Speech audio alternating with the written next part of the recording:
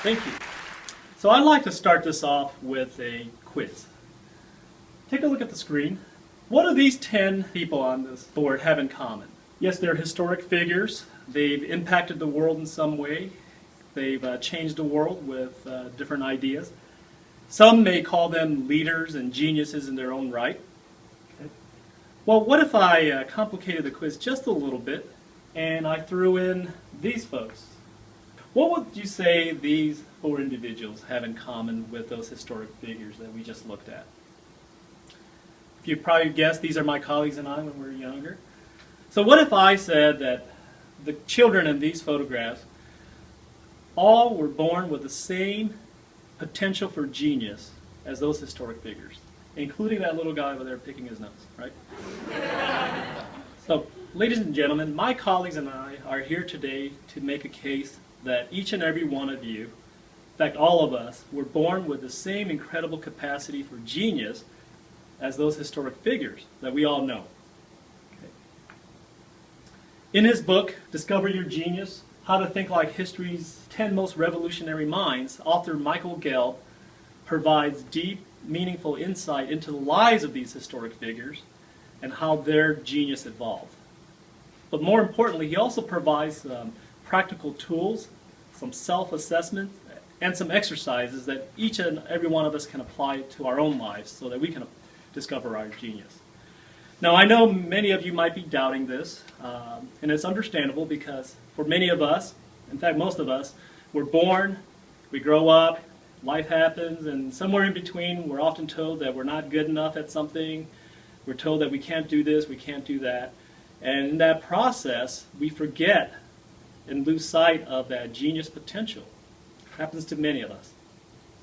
So we're here today to open your minds, to inspire you to believe that each and every one of you can find that path to rediscovering this potential for genius.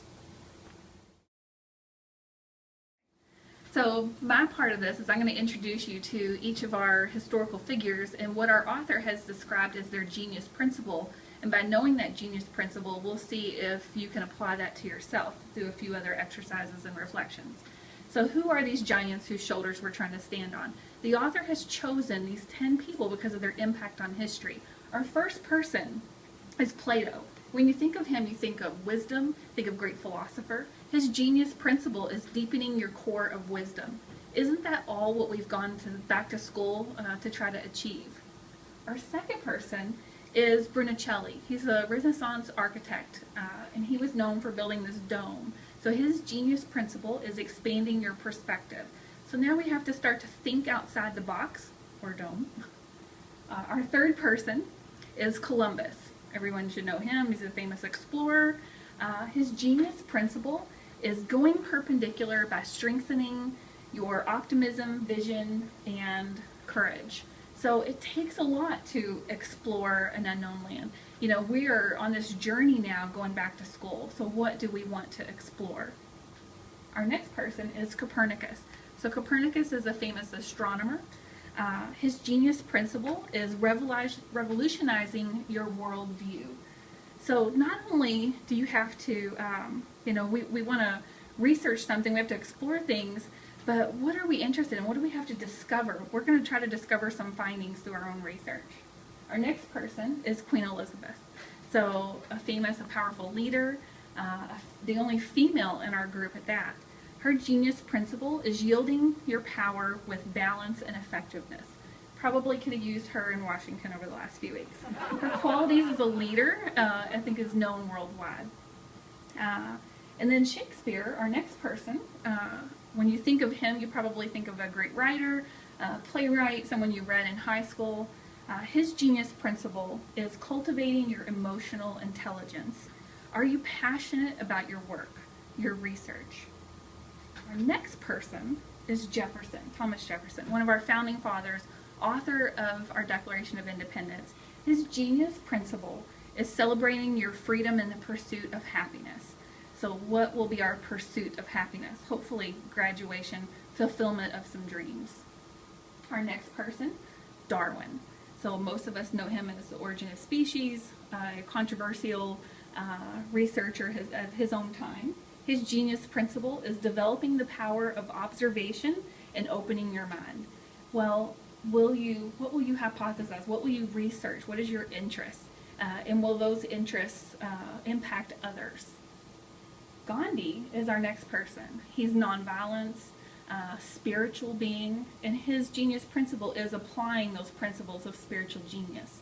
No one said this journey was going to be easy, so we have to take a little bit of time to find some inner peace and reflect on our own discovery, self-discovery. And then we have our last person, which is Einstein. You think of him, you think of E equals MC squared.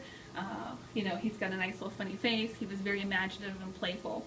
And his genius principle is unleashing your imagination. So taking those moments to play, be imaginative, and you may find that the ideas start to flow. Our next part of our journey is the self-assessment. Now we've heard about our 10 revolutionary figures. Now we need to learn about our own self-assessment and find out what parts of these famous people do we see in ourselves. The self-assessment gives us an opportunity to develop our own gift of Jesus, genius, to figure out where we are in this development of our genius potential. We're going to use the ideas and the inspirations from our famous great minds that we've just heard about to encourage us to read and develop our own beginnings of our genius potential. I've selected 3 geniuses that inspired me through my readings. So the first thing our author would like us to do is to reflect on these self-assessment questions and statements and figure out which ones fit us more than anything, and then move on to exercises, which Margaret's going to talk about. The first is Queen Elizabeth.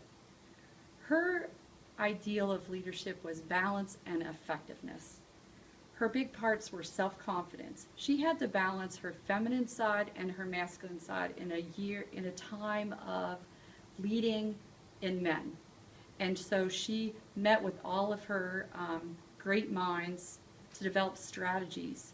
And she had to listen, and she paid attention to what each person said and took that into consideration before she made the decision. She was empathetic and had patience, not only with her people, but also with her court. The benefits of the balance in all of our relationships, not just in my world of my teachers, but my students and my parents. And she was self-reliant, respectful, and trustworthy. Can you keep important information to yourself, but also take care of those that you're in charge of? Thomas Jefferson was my next one. Family's very important to me, so I liked that part of Thomas Jefferson. He shared and really reveled in his family and his friendships. The pursuit of happiness. He wanted to protect the educational freedom. He wanted to protect the religious freedoms, that everything was a fundamental right. And also, he felt that it was important to savor the joy and live life every day. My last person was William Shakespeare. As he starts out one of his quotes, "All the world's a stage, and every man or woman plays a part." He had the flexibility of mind. Their self-assessment was to think each day, laugh at yourself, enjoy reading, and give your imagination free rein. See yourself as a work in progress. Like every day is a new day. You always get a do-over. Be a team player, to be able to blend in with a group, whether it's a large group or a small group, and leave that group better than you found it. And be able to laugh at yourself. Laugh at yourself every single day in every situation. Life is going to be hard. This next journey of our next 3 years of schooling is going to be difficult. We're going to need to laugh, and laugh hard every day. After using the self-assessment exercises, the next thing that there are exercises to further your understanding of what the genius principles are, and maybe to think differently than you had just from the story alone and the assessment. So some of these exercises include Brunicelli and a discussion on what type of architecture has meaning to you and what kind of meaning that has, or in the principle with Queen Elizabeth, the focus is on being a good listener and what kind of things can we do to improve our listening skills. Also in Plato, we had some that are some exercises that are serving to deepen our understanding of wisdom and what kind of wisdom we have. And what I wanted to do is to discuss a little bit of one of those exercises, the Plato exercise of 100 questions, because this was an exercise that we all embarked on in our group. And it is, the exercise involves coming up with 100 questions that are of importance to you. Now, this may not seem like a really tough challenge, but really 100 questions of importance to you proves to be much more difficult than it initially appears. Part of the requirements for this exercise was for us to sit down in one sitting and do it. So it wasn't something where I could come up with 5 questions and then go read a book and come up with another 5 questions. You had to sit down and commit to the time to come up with 100 questions. In doing this, we are forced to really examine where we are, and the first questions are very surface-like. They are just generally relating to what the here and now is. And then as you get into the questions, maybe around question 20, question 30, you start thinking to yourself, well, I'm seeing some themes that are coming up, like where is my life going, where's my family's life going, where's my career going, you know, and you start to see these themes. And then as you get even further along, you start to find, see more universally what is your life going, or what does society mean? What are your contributions to society? So we all did this exercise, and we all discussed our findings and found very similar traits as we went along about what we found as we went along in coming up with 100 questions. So this was just one of our many one of the many exercises within the book, and the challenge that they give you after doing these exercises is to go back and try to reassess and see, how did this change? Did doing any of these extra exercises that forced us to think, did it make us change in how our self-assessment came out? And so that's the goal of this. And some of these exercises are less formal, having a toga party or having a royal meal, and some of them are quite time-consuming, and but really get to the point of what that genius principle is. So, in summary, using more than what we normally thought, that using these exercises enables us to better understand ourselves and our genius principle. So, after hearing all of this, are you excited? Are you ready to embrace your personal genius? Remember, the difference between you and these revolutionary historic figures in terms of genius level is actually very small. The gap is very small. Remember, it really takes a lot of dedication, passion, focus, and planning, lots of planning. In fact, the writer noted one common characteristic amongst all these 10 revolutionary minds. He said that all of them really enjoyed recording their insights, their observations, feelings, thoughts, poems, and they kept it all in letters and notebooks.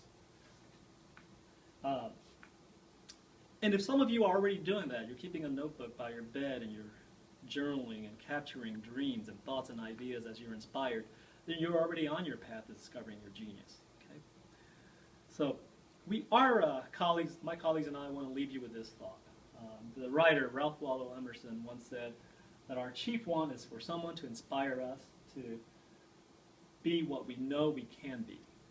So today we hope we left you with this belief that you have this inner genius. We hope that we've opened your minds, we've inspired you in some ways, and provided you with some practical guidelines. We hope that we've inspired you to maybe change the way you think about yourself, the world you live in, and the legacy you want to leave behind. Okay. Thank you.